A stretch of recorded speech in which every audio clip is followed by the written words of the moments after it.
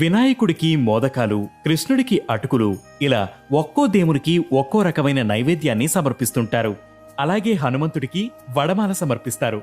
దీని వెనక ఓ కథ ప్రాచుర్యంలో ఉంది. పసివాడిగా ఉన్న హనుమంతుడు కనిపించిన ప్రతిదాన్ని తినాలనుకుంటాడు. ఎర్రగా కనిపిస్తున్న సూర్యుణ్ణి చూసి పండుగ భ్రమపడి దాన్ని అందుకోవాలని వేగంగా వెళుతుంటాడు.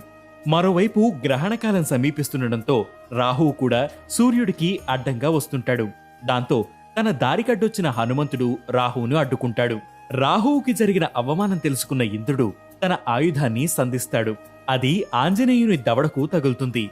తన పుత్రుడికి గాయం కావడంతో వాయుదేవుడు ఆగ్రహించి సమస్త లోకాల్లో పవనాలు వీచడాన్ని ఆపేస్తాడు. దాంతో దేవతలంతా దిగివచ్చి వాయుదేవుణ్ణి శాంతింపచేసేందుకు ఆంజనేయుడికి తమ వర్ధున్న వరాలను ప్రసాదిస్తారు. ఆ సమయంలో రాహువు కూడా హనుమంతుణ్ణి ఆరాధించేందుకు వచ్చిన వారు మినుములతో చేసిన వడలను నైవేద్యంగా పెడితే వారి రాహుదోషాలు తొలగిపోతాయని వరమిస్తాడు.